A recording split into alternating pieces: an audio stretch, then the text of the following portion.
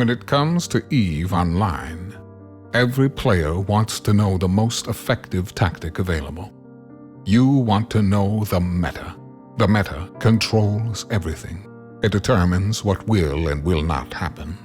Knowing the meta will alter your views, make you question your reality. It might even make you laugh. And now, you're part of it. You're watching The Meta Show.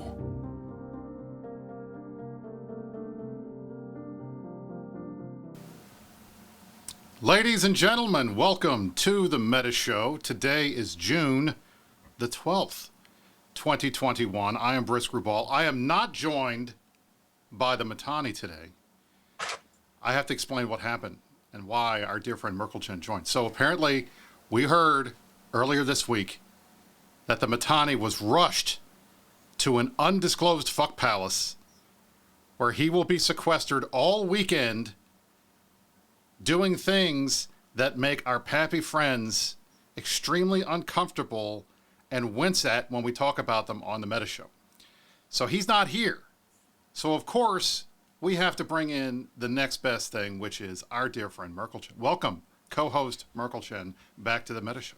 Thank you so much for having me. I do appreciate it. And you are welcome. I've got our first audio gaffe out of the way. I think I did it about 6 seconds into the show. So we're actually free and clear. It wasn't me this time. We can get pretty loose today. So thank you, everybody, for joining us. We've put together a wonderful show for you this afternoon. It is Saturday. This is a holy day in the Imperium, obviously. If you indulge in the 5-day weekend, which we do, you're sort of getting to the end of your weekend. But if you're a normal working stiff, this is it. This is the big one. So make it count.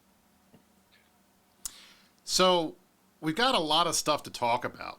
And the funny thing is, it's one of these weeks where it feels like nothing happened, but the fact that nothing happened is kind of a big deal. And when we talk about nothing happening, we're not just talking about in the war, we're talking about a lot of things. And we're going to get to that when we get to the top story here in a little bit. But I will say this. I want to thank all of you guys for coming back and joining us yet again on the Meta Show. I'm glad that we have Merkelchen here. We may have a special guest later if he wakes up. But for us, getting a chance to hang out with Merk on the stream is great fun because, as we all know, there is no man in the Imperium who has more weaponized a monologue than my dear friend Merkelchen. So you guys are in for a treat today. All right, we're going to go ahead and just get stuff started. We're going to hit the top story and go right into it. Is the war over?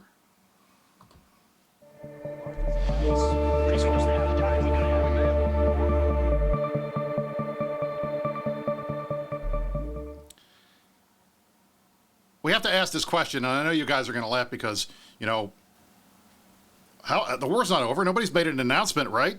Any of y'all seen any of them wars? But it's like, how many weeks in a row of inactivity do we get before we have to start asking ourselves, is this the end? Is it over? Are we done? Is the war over? Have they finally decided that they're not going to do anything, and that's the new story? Because we felt like there was going to be some action this week. There was potential for some big things. We killed the 27th Asbel in the 1DQ constellation. It was dropped, and we killed it. That was the beginning of the week. That was number 27. And normally, at this point, we would be waiting for more Asbels. Now, I understand that they have dropped some Fortizars in NPC Delve, but that's not in the 1DQ constellation. And Mark, what do you think they're doing with those Fortizars anyway? Well, this is what's going on, Brisk, if I had to estimate. Because I don't know. We've reached a little bit of an impasse here where, sort of like in your video, they've ridden up to the big giant wall and cannot appear to find a way over it. So they're going with remember, they're very fond of the Anaconda strategy. The Anaconda strategy is happening right now. There were supposed to be some big announcements. I don't think those ever manifest. Maybe that's what you're seeing out playing in NPC Delve. Right. Perhaps someone had got it in their mind that we need to do something at this point. So what's the most obvious thing? Let's do supply chain disruption. Let's drop a bunch of Fortizars off of NPC stations, and let's hell camp 8 or 9 systems. That may not be so easy to accomplish. So it will be very interesting to see if these Fortizars are like the ring of keep stars currently surrounding our space and sort of an afterthought. Something that's used by hostile entities more than not, but it remains to be seen. I think that kind of denial is going to take an unbelievable amount of effort, the likes of which these folks do not seem to have these days. So we'll see. And that's the thing to point out. And you made a comment about a big announcement. So last week, as we well know, because we have played the clips on the show, Pickles has announced to the Legacy that from now on they're doing town halls together, and they're doing them every week or every 2 weeks. So there was a Pickles town hall on June 5th, and the only thing in it that I think anybody from the Imperium heard and thought was interesting was this. So yeah, it's been a process trying to get so many new ships ready to go and such new tactics ready to go, but we are making steady progress there. And I think we will be in a position to put some additional different kind of pressure on goons than they're used to about midway through this week. And I'm going to keep that OPSEC for now, but you guys will know it when you see it, when we make the big announcement. We'll know it when we see it, when they make the big announcement. Well, the middle of the week came, and the middle of the week went, and I didn't see shit. Did you see anything, Mark? No, I saw Marcus Murphy questioning where the big announcement was, right, and a bunch of people in the Imperium questioning what's really going on here. Have we lost touch with reality? We're agreeing with Marcus Murphy. If you have lost Marcus Murphy, you've lost Middle Pappy. I mean, come on. It's like, if I don't get it. Like, you guys make these statements and you don't think we're going to listen to them. And then you're like, well, we're seeding ships and we're doing this and we're doing that. And you're waiting for the big announcement, and there's no big announcement. We waited Wednesday, nothing. We waited Thursday, nothing. Friday, nothing. We even joked about it last night on our Rampage Incorporated stream, and we're still waiting, and we haven't seen anything. Have we been contained? Is that what going? Is that the announcement? Do we not know what containment feels like, and it's happening and we don't know it? It's like, what happens if a group is contained, but they don't realize they're contained? Are they really contained? What happens when a tree falls in the forest? Does it make a sound? This sounds like a there is no spoon situation to me. Right? I don't really feel contained. We're keeping pretty busy in the meantime. We're just sort of all scratching our heads. You know, it's really, really obvious that an alliance or a coalition that's getting attacked pretty hard over a really long period of time is going to put up the most strident effort in the defense of their final holdings, 1DQ, 3-Tech-D, that constellation. But how it's progressing, I think, has taken a lot of us by surprise. We knew that it would be difficult. We expected the difficulty to more revolve around server challenges, and they have not mustered to an extent that there have been server challenges yet. It's been sort of a really flaccid attack up to this point. The Harpy thing got super, super hot. We're going after the fighters with Harpies. It's looking good. This is the new meta. 2 days later, the Harpy thing is over completely. And go figure, throwing T1 fighters at what, 5-8 million a flight up against 500 million ISK hacks, you're not going to trade that great, Johnny. You're going to end up with a bloody nose, and you're going to run out of money really fast. So we feel like we're sitting at a pretty position right now, and we're comfortable being contained. And I think if you look at the numbers in terms of turnout, and there was a great Reddit post this morning, which Mark and I will not get into because the math alone will take us hours to talk about. But as we've noticed and we've seen, morale on our side seems to be pretty solid. Our numbers in fleets are pretty solid. We've raid formed really quickly. We can get a cloud of fighters on any gate, whether it's ETAC-V, whether it's the Ansiblex, whether it's NTAC-8, whether it's T5Z, in a very quick amount of time. And on the other side, what we've been seeing is they've stopped posting on Reddit almost completely. You see even the biggest and brightest luminaries, the guys who have been the hardest chargers in terms of the Reddit brigade for the bad guys out there, the Marcus Murphys and others of the world, openly questioning what's going on. Why are we not doing anything? I don't even know what's going to happen. That the ZXB guy that's been on the forums for a while, like saying, guys, can we go fight? I mean, this guy is like on suicide watch because they're doing nothing. And how much longer can you sustain that when you're finally getting your line members saying, guys, I don't get it. What are we doing? That to me is the biggest sign that we're about to hit, at least what I consider to be, the end game of the war, which is the final realization and acceptance that they have lost. They have not accomplished their goal. They are not going to destroy goons. The Imperium is not going to fall apart. 1DQ is not going to fall. We're still going to have space. We're still going to be able to project power. And they're going to accept that. And then they're going to have to decide what they're going to do next. And that's the big question for the rest of us in New Eden. And that's what I wonder, what's next? Because dead air is no bueno when you're in the sieging business, the warfare business in EVE Online. You need to keep in constant contact with your people. They need to understand where you are and where you're going and what they need to focus on. It is of critical importance to keep your group mustered and ready to roll. The Imperium is clearly in a position where they are just bristling, prepared to overform for literally anything. You throw enough retributions at us, we'll drop carriers and supers if we have to. I think that we are going to start to see alliances that are not completely committed begin to wander off. I think we've already started to see it, but we probably need a couple weeks more of data to really say that this is a certainty. If you're in Legacy, you've allowed your space to be torched behind you.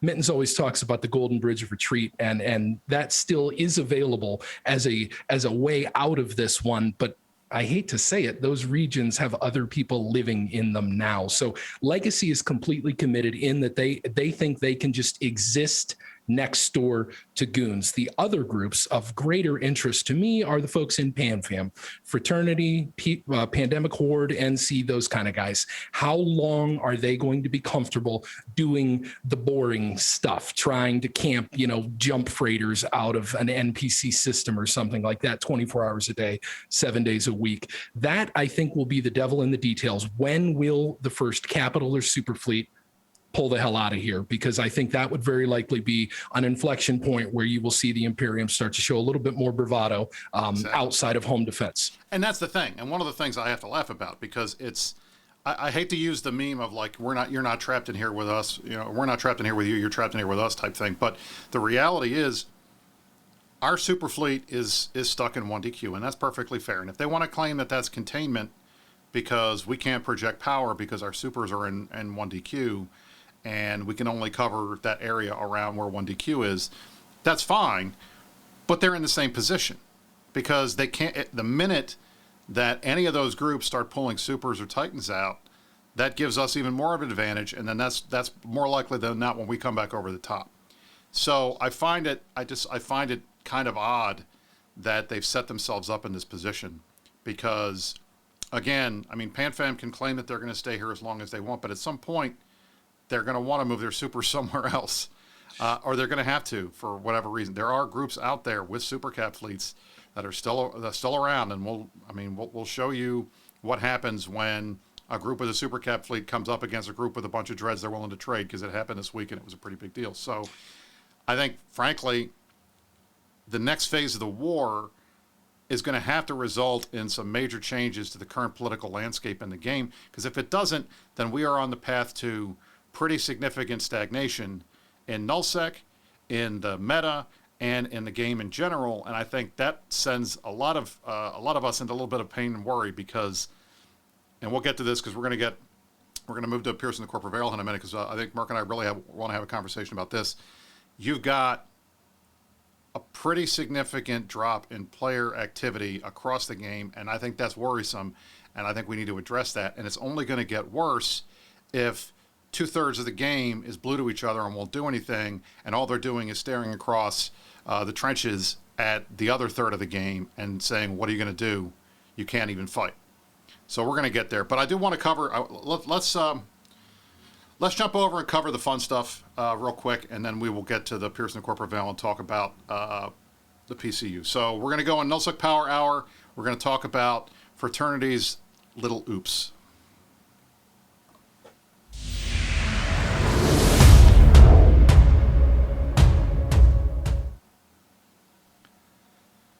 All right, you got to give the boys in Snuffed Out a hand. I mean, you got to give them a hand. There is nobody in the game who is better at baiting out big ships and killing them than the boys in Snuffed Out. And I think, obviously, if you guys saw the news this week, we lost one of the biggest kills of the year. It was the fraternity Komodo here.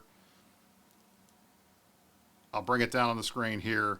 I can't even pronounce that. Xiao 0107 from fraternity Komodo. I have to say I was a little disappointed. I mean, first of all, it still had its jump drive on it, that's just cute. And you got a Komodo, and there's like nothing officer fit. No officer, and all right, there's an SMLs, and that's it. It's woefully undervalued as well. Obviously, the hull costs more than what it's got as a total loss on that. Those things are incredibly expensive. That is a Titan that costs more than a Keepstar, even without the fit. Right. So I mean, even without the fit, that is a 200 or 300 million ISK Keepstar, and Keepstar 200 million, 300 billion ISK. Or so hull. Yeah, you're at half a trillion for those bad boys, buddy. Right. They're incredibly right now, expensive. And look, and the thing is, I will say, if you look at the battle report, and I'll pull that up for you guys too. The one thing that I think is scary is the cost of these dreads. I mean, let me pull this back up and I'll show you. So this ended up being the fight. They lost a ton. I mean, now granted, obviously the ISK loss on the fraternity side is fucked up. It should be higher than 222. It should be closer to like 600. But they lost 150 billion ISK. They lost 13 dreads. Look at this, 6.25 billion ISK dread. Look at that rescue squad right there. That's a hell of a couple ships. You've got a Mullock and a Vanquisher. If I was that Vanquisher pilot, I would have thought twice about that one. I'd be a little worried those dreads might decide to pick me off real quick because they've got pretty shitty tank. Yeah, I mean, this is the thing. Like, these dreads are all, almost 7 billion S, 6 billion S dreads. That's not sustainable, I don't think, in the long run. And that really worries me because who's going to want to, I mean, unless you are guaranteed to kill a Titan, you whiff on one of these dread bombs and it's going to cost you a ton of money. Yeah. And not only that, it's going to cost you a ton of money of stuff that's very hard to replace. So I give Snuffed Out, I give them a ton of credit. These guys had the balls to do this. They baited this thing out. They got it. They killed it. But damn, I don't know I don't think this is sustainable. And I think, this is something that CCP's got to start working on, because I'll tell you, if this is it, if they think that we're going to feel free to treat 6 and 7 billion in ships as ammo like we used to, I don't know. I think you're going to see a big move away from the dread meta, and folks are going to move to carriers for everything but something like this, where you can almost guarantee you're going to kill a faction Titan. That's about the only situation I can see that being used for. So, I mean, it's just wow. I don't even know what to tell you. The arithmetic that goes into dropping dreads in such a way to try to take on a gank a super or something like that is usually pretty simple. Having to do it with 5 and 6 billion-ish dreads, that is going to give the FCs serious pause when they're thinking about throwing that stuff down. Like you said, if those guys say that Komodo caught reps halfway through that's an ugly situation, and you got a lot of pissed off pilots right there. So something has to change. We are in an unsustainable phase right now with the cost of these ships. And if the idea is to just eradicate them, which I don't think that's the idea, it's time to figure something out and figure it out pretty quickly, because as Bruce was alluding to earlier, as we start to dig into the PCU stuff, we've got some concerns. We're not going to hit the panic button, but we need to know of the existence of the panic button, and we need to know exactly where it is. So there's a little bit to worry about there. All right. So as amazing as it sounds, that was like the top news in game of the week. This Komodo kill, I think, was a big deal, and it reverberated because we were all excited to see it. Because it's not every day you see a Komodo kill. I think, frankly, if I recall correctly, this is like the third one. I have to go look it up, and I will look it up while I talk. But there's been very, very few of these lost. It's the second one that was lost. So I mean, that's the thing. It's you don't see these out very often because they're super tanky, but when you see them and they die, they're a big kill mail. So attaboy to High and Tao and the guys for getting that done. And that was a pretty big loss to Fraternity. I'm sure it's already been replaced. All right, moving on. This is our next segment. We're going to move to Piercing the Corporate Veil. We've got two different things to talk about, CCP related. First is our concern with the player count. And second, the Black Ops changes that were announced. We're going to talk about both of those as we go on here.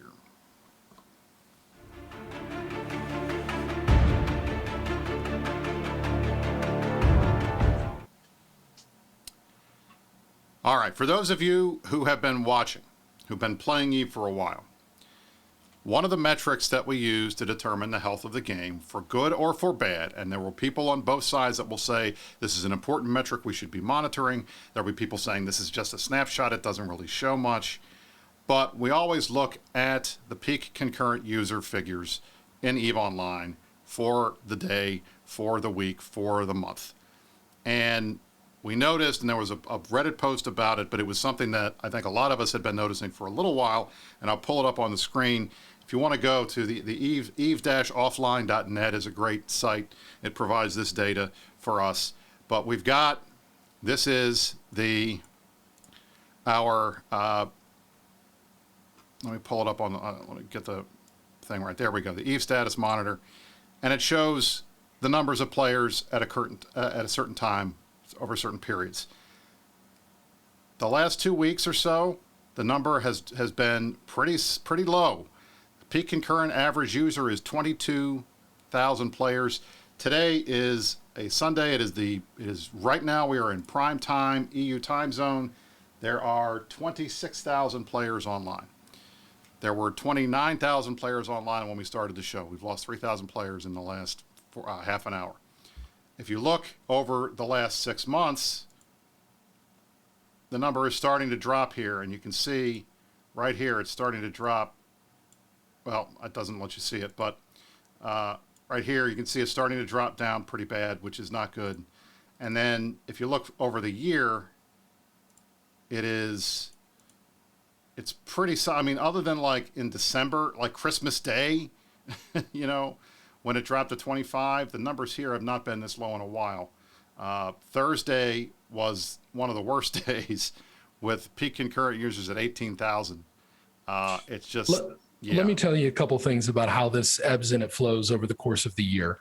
I looked at the data going back 6 years. I went back pretty far and sort of dissected what do the high points of the year tend to be, and then what are the low points of the year. More often than not, and there's exceptions to everything, obviously global pandemics and things like that are going to come into play, but numbers begin to taper off in the summer. This makes sense. The Northern Hemisphere summer, because more people are going outside, doing other things. You start to see them taper off in earnest, typically late in August or into September. So these numbers that are coming through right now are cause for alarm, because you may have one of those situations where you're sitting down on a nail and hitting yourself on the head with a hammer, two things coming at you at the same time. The summer ebbing added to everybody's losing their minds and going wild and doing all the things they haven't been able to do for the last year. So that may be really, really working against CCP. The peak of the numbers typically run in towards the end of the year holidays, you know, after Christmas, New Year's. That tends to be when the high watermark each year comes. And that's an awfully long way away for us. So what remains to be seen is, has the scarcity patch given way to the player scarcity patch now, or are we just sort of getting the COVID shake off of numbers and it's going to recover? It's a little bit worrisome, like I said, because you aren't yet at the part of the year where the numbers get the crappiest. So for us to be down year over year, right now, 2021 to 2020, we're running 8,000 people lower than we were last year at this time on average. Now, COVID versus not COVID. That's fair. But if we do 2019 compared to 2021, because those could be considered more similar years, you are still about 5,000 or 6,000 lower. It's a pretty significant amount. So, we're no cause for super alarm just yet, but we need to keep an eye on this one and see what happens with just a little more time as we start to edge our way out of August and into September. Because if we're pushing 20K or something like that, that's when the panic button needs to be pressed early and often. And that's, I think, when we're looking at these numbers, I think we have to keep in mind exactly what you said. Obviously, COVID is ending. People are getting outside. They're doing the stuff they haven't been able to do for the last year and a half, and they're getting out from in front of their screens. They've been behind their screens for a year. They want to go do something outside. That's perfectly understandable. I think the other thing you add into it is this war is slowing down. By any objective metric, the war is slowing down. We're getting close to the 1-year anniversary. It's in 2 weeks, 3 weeks, I think, when the war hits. July 5th will be the 1-year anniversary. Today is June 12th. It's less than a month away. And I think between the lack of folks logging in because we're not having any big fights because the other side has chosen a policy of containment that seems to be based around not doing anything, and couple that with the fact that everybody's blue to each other, so they're not fighting each other, and throw in this dash of COVID, and the result is we're seeing the lowest player numbers that we've seen in a long time. And this is what we predicted. I mean, if you recall, if you're a Meta Show fan, you've been watching the show for a while, you remember what we said during the heady days of last August and September, and then back in December around M2 and the rest, where the player counts were huge. They were high. We were in the 40,000s. And everybody, we kept saying, guys, it's great now. Enjoy it while it's here. It's not going to be forever, especially when you're seeing these constant changes to every major aspect of the game that kept people logging in and kept them flying. When those changes all compound, you throw the end of the war together, you throw the end of COVID, and numbers are going to go down, and then boom, I think we're kind of here, and we're starting to see it. So the big issue, the big question, I think, is what does CCP do about it? Because in the end, this is on them as much as it's on the players. We can only do so much.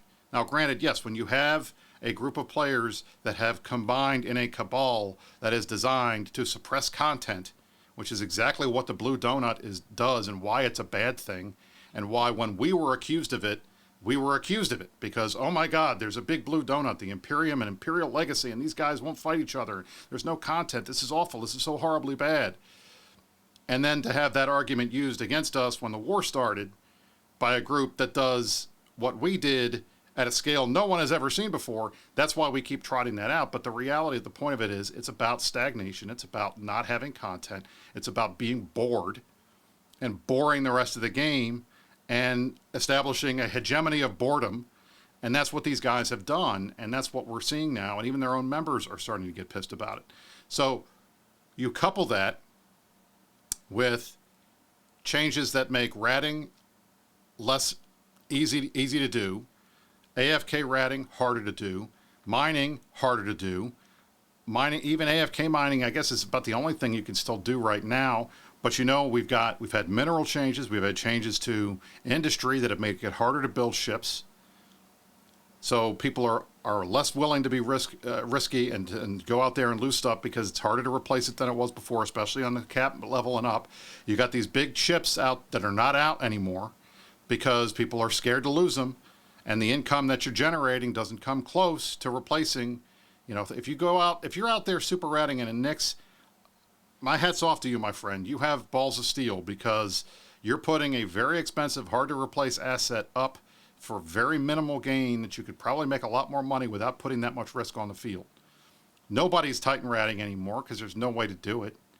So you've got all of these big targets that used to be what whaling fleets would go out and deal with, and you'd go and you'd kill a super, you'd catch a super or two, you'd catch a bunch of Rorquals, you'd kill them, even if you don't kill them, you get a good fight out of it because they're worth enough money to generate a response. Nowadays, you don't see that anymore because they're just not out. And a bomber fleet's going to hit them and drop, and that's it. So what are we going to do? What are they going to do? If you imagine for a moment, what does CCP do in this situation? So how do you try to fix this? Obviously, you can do some daily login stuff. Those can fluff the numbers sort of artificially a little bit to a certain extent. Something that will be an incredibly interesting data point will be the total sum of votes cast on the CSM election. If you're in the Imperium, go vote the ticket, much as the state is described. If you're not, vote for me. If you're not, vote for Brisk. If that number is significantly lower than previous years, that would then be sort of a correlative data point with the daily login numbers that we were talking about earlier. What happened to all those Rorqual alts? What happened to all those super alts? Have people just sort of checked out and said, the hell with it, I'm not using them anymore? Is that why we're seeing this right now? It's going to be very interesting. The hope that I have is that some of these, you had mentioned the Black Ops changes. Some of those patches clearly are catering to older existing players and probably in the hopes of creating a little bit of hype and excitement among that notoriously cranky segment of players, which I count myself and Brisk a part of, obviously. But the bitter you gotta old do men something. of Eve. Yeah, you can't just Thelma and Louise this one, sort of just clasp hands and sail off the cliff. You got to come up with a plan before you get there. And the first thing you should do is probably stop the cart. And that's the thing.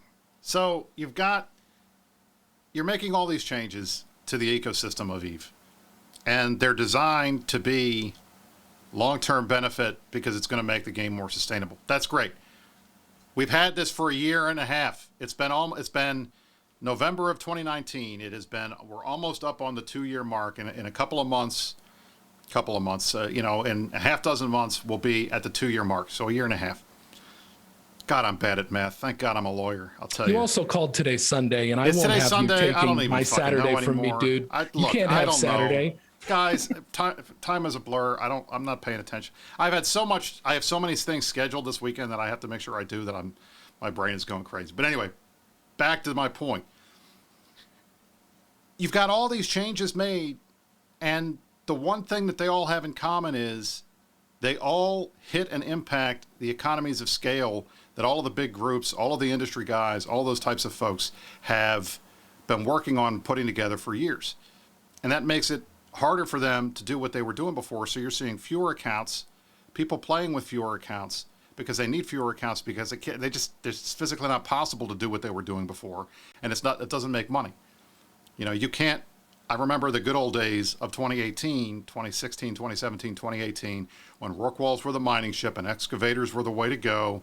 And you had a pretty solid way. You'd go out there. We used to have a program in my corp of we would lend someone a Rorqual until they mine themselves their own Rorqual. And then they give it back or they give it to the next guy. They take that Rork, they mine into another one, they mine into another one, they mine into another until they get 2 or 3 or 4 or 5. And then boom, we can start building Titans as a corp because we've got enough guys on grid. We can clear all the belts in a system in a day and then get ready for the next one and keep going. And you just saw Goons did this all across Delve. The bad guys finally figured it out and started doing it themselves up north and in their space. But you had these big ships that were out, and they were great targets. And it was the heady days of Olmeca and Marshy and the guys going out, and Bomber's Bar hitting these big groups. And you'd have Volta coming through a wormhole and killing a Rorqual and disappearing. And that's what we used to have. And that was considered to be the worst period of the game for a lot of people because they thought everybody has too much stuff. But while everybody had too much stuff, they were logging in and they were doing things. Here's something crazy to consider. With those Rorqual alts, more often than not, those folks were plexing their accounts with money that they were making doing the mining. It was really easy to pay, or you just would, skill goo them or something like that. Nowadays, that's significantly more difficult to do. And you think about it, you sort of have another situation where two worlds are colliding at the same time. First and foremost, the minerals are not out there in the mass that they were, nor are the Rorquals. So paying for those accounts is really difficult. Compared to the glory days, as you were talking about. Add to that the way that scarcity is affecting manufacturing and the inputs required for the bigger ships especially. that is a hard sell to get somebody to go whole hog on that like they used to. So it's a really interesting situation where the company has to certainly think, or at least give some serious mental cycles to how can we engage all those alts and those pilots again, because they're wandering off. That lifestyle is gone, and it was incredibly popular for the folks that were doing it. Clearly, Reddit wasn't a huge fan, but I think most of the people that were participating in the glory days had a pretty good time doing it. So what I would say, you've got 2 CSM members here. You've got 2 CSM members who are running for re-election. What I have been telling CCP, and I think what Mark has been telling CCP, and he can confirm that for himself, we've been saying for months now, it's time for scarcity to be over. You guys have to create or put back reasons for people to be in space. Give the big ships something to do so that they're targets, but that they're also out there making ISK and generating a reason for them to exist. Because if all we have Titans for is for these big Titan battles that happen once every 2 years, why is anybody going to do it? It's like a nuclear weapon that's just going to sit there. It's some deterrent thing, but how do you ask guys to keep accounts going and invest in the time and the energy it takes to get one, especially now where they're triple the cost they were? How do you ask them to do that if you're never going to get to use them? So we need CCP to recognize this and to let the spigots open. Let us mine some more. Let us make some more ISK. Give us things to do that are fun. Give content creators some kind of tools. Give them something to make it easier to do what they want to do. We've seen a lot of changes in the last couple of weeks that I think content creators tend to dislike. And when I mean content creators, I'm talking about the FCs of the big fleets, the FCs of the small fleets, the small gang guys, the wormhole guys that are going out there and then are chasing and doing the hunting and that type of thing. You had the fixed AF Clay Koki camping that was launched this week. So far, all of the claims I've seen that we saw over the last 2 weeks about what that change was going to result in have not manifested themselves. We had CCP Rise on Rampage Incorporated last night. We had a good conversation with him. He said so far they haven't seen any of the worst case scenarios come true, but that it was still too early and they were going to keep monitoring. But the fact is, the hunting side of things has been nerfed enough, and that's one of the reasons why I was happy to see the Black Ops changes that got announced this week, and we're going to talk about them now. So on Friday, and this was a late end of the week kind of thing, which was kind of surprising because normally they don't do these. Those are usually not so good. Yeah, usually the end of the week kind of thing when we see these changes, it's usually a bad thing. So I'm going to pull this up. This is our view on INN on Imperium News. This is an article by Guaylar, my friend, talking about the Black Ops changes. So basically, of the things that are happening, you have one, a new form of bridging, where in the past you would bridge, there'd be a Sino open on the other side. The Black Ops battleship would have a bridge module fitted. He'd bridge, the fleet would get on him, they'd jump through, he'd stay there. Now they've changed it so that you can bring all the fleet together at the same time without needing the bridge. It has a lower fuel cost. The goal is to make it a little bit easier to move around, has a wider range. There are some things I think they need to work on it because I think right now the benefit to having a Black Ops is reduced jump fatigue. That's not present on this new module, but it's out there. But it's something that I think they're going to look at to try to make a reason for these Black Ops ships to be on grid more often than they are. Then the changes also included a number of buffs to all of the ships for most of them. There are a couple that were missed. The Enforcer was missed. The Pacifier was missed. We've asked for those to be added. But basically, you're seeing a buff on most of the damage application of the Black Ops ships, which is good because if they're going to be that expensive and you want to field them, they should hit pretty hard, and they want to give a reason. Rise was telling us last night, they want to give a reason for these ships to be used, and that's so that the point of having a Black Ops battleship is not just to be the way to get a fleet of bombers around. because that's not fun. That was never the intention. So they're very filamenty sort of now with the new way that they work. To somebody who's ever done, a signal or a noise or something like that, this would remind you of that, where it just sort of scoops up the folks that are close to you as long as they're in an eligible condition ship, and boom, you're off together, and you all go. And just to be clear, this is not they're not replacing bridging with this. This is in addition to bridging. They left bridging alone, which is good. I think having both is a good thing. I think there's going to be situations where both work. They also are buffing Eton-Com Vorton projectors, which caused a little bit of drama this week. And we can talk about that to a certain extent if you want. And then there was basically the addition of the Helios getting its extra high slot, which a lot of you had asked me to ask for. Yay. Because that way they can fit a nullifier and all the scanning stuff that they did before, so that they are in line with all the other CovOps recon ships. So that's good. So these changes, they're on CC. Go test them out. Most of these changes are the kind that you can test on CC because they're not really going to change the meta too much, at least. Although we'll see how that bridging mechanic works in the field. But I think any changes to Black Ops are good. I like Black Ops ships. I think it's some of the funnest content that I've done. And I think it's more fun when you have ships that you feel like you can use that are doing what need to be done. I know that there's things that still need to be done. The Widow, ECM with the Widow is shitty. ECM in general is not as good as it used to be, and I know people hate it. I'm not a big fan of ECM at all, but if it's going to be in the game, it at least should be, doing something. So that's something we talked about with Rise last night as well. And I think, frankly, these are the kinds of changes that the players want to see. I have not seen any complaining. I haven't seen any whining. These are things people have been asking for, so that none of the usual excuses that we hear about CCP are getting trotted out for these. So that tells me that they did a good job. So let me put you on the spot here. What if there was a situation where they got rid of the old method of bridging, used only the one where you have to bring the Black Ops along for the ride with you, but they also made Black Ops be able to fit covert ops cloaks? Do you think that would have been a neat shift with those ships that would have caused higher utilization? I think that would make it. I think that would be awesome. I guarantee you, people are going to bitch. They're going to wail and gnash their teeth that they don't want to have to put all these Black Ops ships on the grid. But I'll tell you, you put the CovOps cloak on those things. You let them warp cloaked. You let them move around the grid silently. That is freaking cool.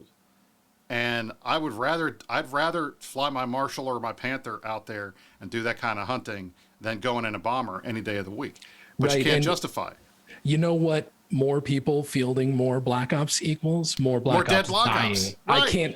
I can't wait to kill more of them. That's all I'm thinking. Right. Like, people aren't going to invade you with a cloaky Redeemer fleet. It would get shellacked by, Feroxes or something like that.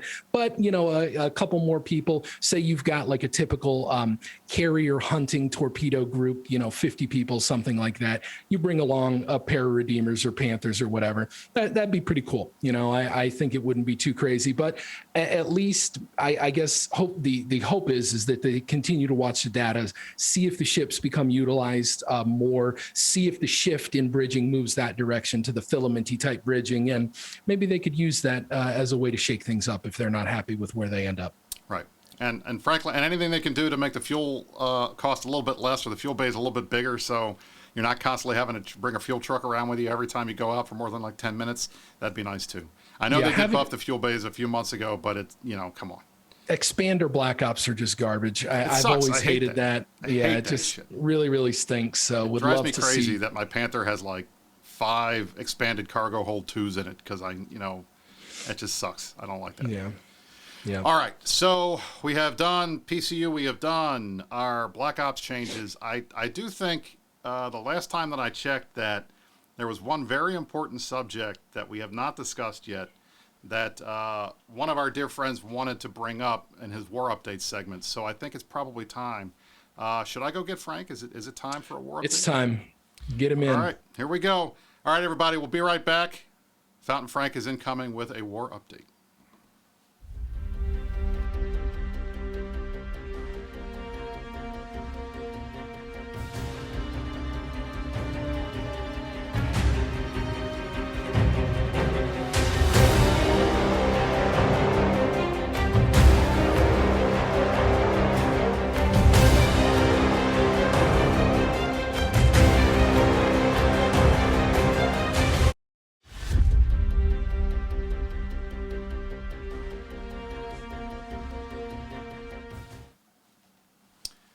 everyone. I am Fountain Frank. Welcome to the Meta Show. Who the fuck is this guy?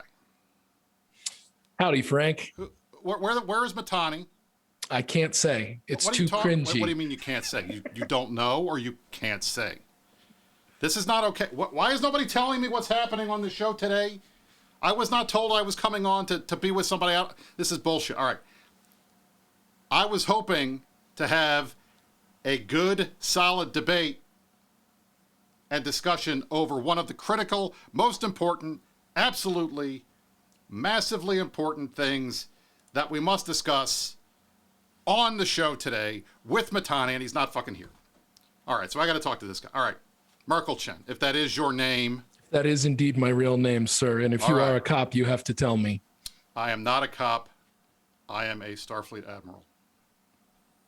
First of all, before we get started, let me just make this announcement. To all of you, all of my friends in Sappi, Delve is safe. Please, rat, mine, take your big ships out. Nothing will happen. Trust me. I'm the most trusted name in Eve. I promise you, if you take your ships out, all your wildest dreams will come true. Now, here is the important thing. This war is over. Who gives a shit? We're done. We're not fighting you guys anymore because you're a bunch of pussies and you won't show up. What we need to talk about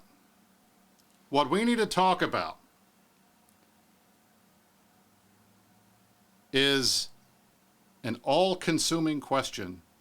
It has been consuming the hearts and minds of members of the Imperium this entire week. And I need to work with you because we need to figure this out because it's a big deal. And that is, what are the best pizza toppings in the Imperium? Okay? So I have set this up. I have a list of all the pizza toppings that Imperium members like. This is the type of thing that they've asked for. What do you want to put on a pizza? So we're going to go through this, and then we're going to rank them the proper way. Now, there are certain things that are pizza toppings that you're not going to see on here. Okay? There's no ham on this. There's no bacon. We kept the pork products to a minimum because we don't want to make anybody unhappy. But here's the list. We're going to pull it up now. This is the pizza topping list. We're going to go over this together. All right, so we have olives, pineapple, Theta Squad cheese. It's really old and musty. Gross. Kenny G, he is definitely a pizza topping. Sausage, mushrooms, green peppers, pepperoni, and last but not least, sappy tears. They make the pizza a little wet, but it's an exquisite wet. All right, so we got to go through this. Markle Chan, I need. Which of these do you like the best? Which of these do you think should be on pizza? Yeah, I mean, I would have said cheese until you made it sound really, really gross. So I'm going to go with pepperoni. I feel like that is a tried and true. You can't go wrong, can you? All right, so we're going to mark this down. Now, for me, I'm a big fan of cheese. So I'm going to put cheese as number 2 because I think that's pretty important. Because you got to have cheese. And even if it is this really scary Theta Squad cheese where we don't know how long it's been there, I'm going to make it number 2. Now, guess what, guys? You have an important question. Should pineapple be number 3? I want to hear it. Tell me in chat. Put your hands up. X up if you think pineapple should be number 3. People are going to freak out. This is way too. I didn't know this was going to be so controversial, Frank. I'm not being controversial. I'm asking questions. You're being highly toxic with the pineapple talk. I'm just asking questions, 2-bit Minitani. All right.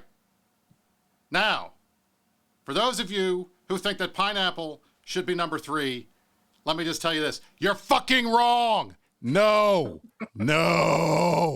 It shouldn't even be on this goddamn list. That is an abomination. Get this shit off my screen. I don't want to see it. No fucking way ever. Never. Not in this Imperium. It's not a thing. Not up in here. No, not in my house. Not happening. We're not doing it. Now, I like sausage. Sausage is going to be third. Here is the problem. We are now out of the safe meat categories. The safe meats are all gone. So the only meats we have left are the scary meats, like Kenny G. That's a scary meat. Okay? Peppers, I'm not a fan. Mushrooms are okay. But I think probably if this is an Imperium pizza, I think we're going to have to go with Sappy Tears as our fourth one because, it adds that slight bit of salt to the pizza that you kind of need. You really want this, and they're so easy to get. Everybody can get Sappy Tears. All you got to do is say Matani's having sex right now and they start bawling. It's really funny. So you can get them pretty easily. They're available everywhere. That's it. I think that's great. So we got pizza top. All right. What's fifth? Kenny G is a really nice guy, and I think he would not want to be a pizza topping. So I feel like he probably needs to come off the board. Are we cutting him off? He did such a good job with Baculus's video that I feel like we should spare Kenny G for today. I just don't know if he's what we're looking for. I'd go with green peppers. I know you're not a huge pepper fan, but okay. I think you can't go wrong. You could use those with anything. All right. Well, I will accept peppers, even though I would have to pick them off. We would get one half side that's half peppers and half not, because I'm not a big green pepper fan, but I know a lot of people are. So we're gonna. All right. So we've done it. We have answered the most important of all the issues that is facing the Imperium this week. What are the best Imperium pizza toppings? Number 1 is pepperoni. Number 2 is Theta Squad cheese. Number 3 is sausage. 4 is Sappy Tears. 5 is green peppers. Pineapple is an abomination. Don't ever fucking say it again. And there we go. That's all I got. So, Merc, I'm going to kick it over to you. Go ahead and have a good conversation with yourself while I go find where the hell Brisk went. And I will see you guys next time for the Frank, well, whatever the hell I do. Really appreciate Frank's input on this matter. He's a little bit intense, maybe just not for everybody, but I think that having him discuss something sort of tame like pizza is probably the way to go. If we were to ask him about the war right now, it would probably get very toxic and uncomfortable. I think Reddit Swarm is out there fighting the good fight for the Imperium. We don't necessarily need, a Baghdad Bob type situation just to talk us up. We're already there. We've been appropriately fluffed at this point, and we are prepared for what comes next. It just remains to be seen what that's going to be. I think that as the weeks go on, it's all going to come down to the numbers, folks. I know that's very, very dry and boring, and people don't necessarily like to dive too deep into that stuff, but we do need to double back and check in on those in a few weeks and just see where we're at. Participation on both sides, and then the greater participation in the game. So very, very interesting. Brisk, there you are. You just missed Frank. I'm back. I heard Frank was very vitriolic in his anti-pineapple-ness. I'm kind of surprised that he took such a strident posture against our friends from Hawaii. Yeah, so some would say he was kind of toxic, but that word, it's overused a little bit these days. It is. It just a bit. So, all right, ladies and gentlemen, we are getting close to the end of the show today. I want to thank all of you for joining us. A couple of programming notes we want to hit. First of all, CSM elections are wrapping up this week. The last day to vote is June the 15th. That is Tuesday. We want to make sure everybody out there gets out to vote. I want you to vote for me if you're not in the Imperium. If you are in the Imperium, vote the way the state tells you. That would be putting Merkel Chen and nominate myself first, and then the rest of our ballot. The ballot was on the show last week. You can see that pretty much anywhere. If you have any questions, you can check the Goon forums. You can also check Discords, various Discords. I don't have the graphic ready to put up for you, or else I would, but hopefully by now most of you have voted. If you haven't voted, take a minute. It doesn't take very long. Go over to the CSM page on the EVE Online website. Go ahead, you plug in you drag the names of the people that you want in the order that you want them. And once you do it one time, you can log in all of your other accounts. It takes about 15 seconds an account. It's very quick to do. I did it with 6. I know Merck did it with 12. Other people have done it with 80.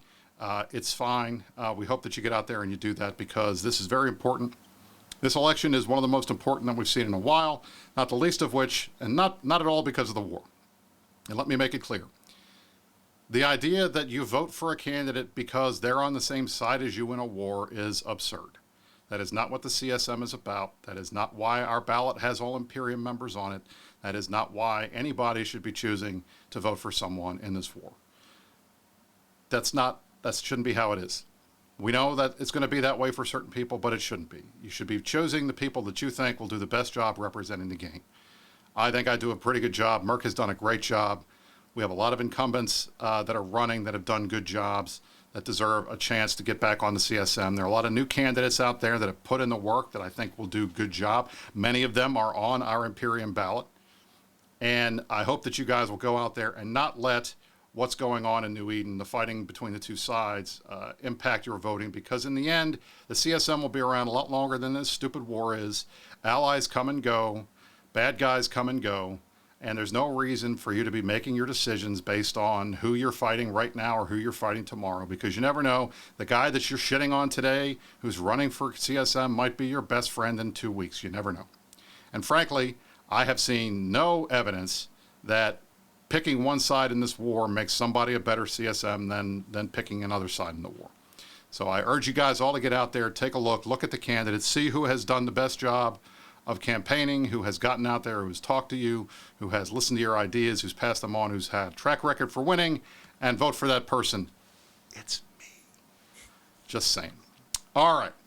Now, second important programming note. For those of you who have been asking and begging and pleading since my last campaign commercial, Brisk, when are you doing another hot tub stream? And you saw the CCP hot tub stream.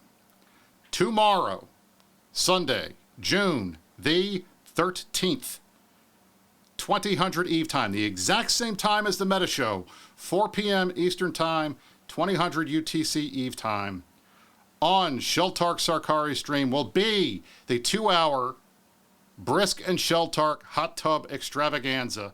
I hope that all of you will join us there tomorrow.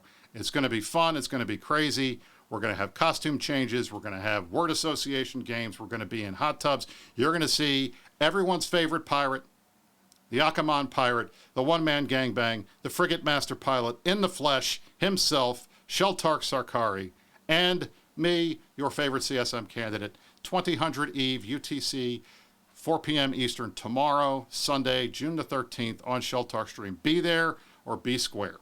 You're talking an absolutely massive amount of man in some very little hot tubs. I just can't wait to see you two. I hope you've picked out something special to wear for the stream. You guys are going to love it. Same goes for Sheltark. It's really exciting prospects for all of us, I assure you. Exactly. So, gentlemen, we'll see you guys tomorrow. Merkel Chen, I want to thank you for joining me today. I think we had a fun show. This was kind of cool. That's my pleasure. Yeah, super love coming, getting to hang out with everybody. Do appreciate you having me, Brisk. There you go.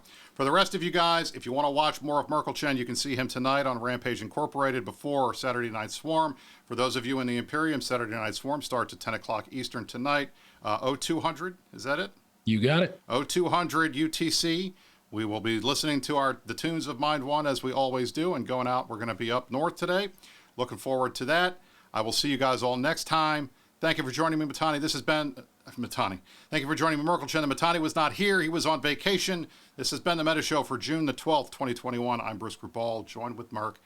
Thanks for watching, everybody, and you stay classy, New Eden.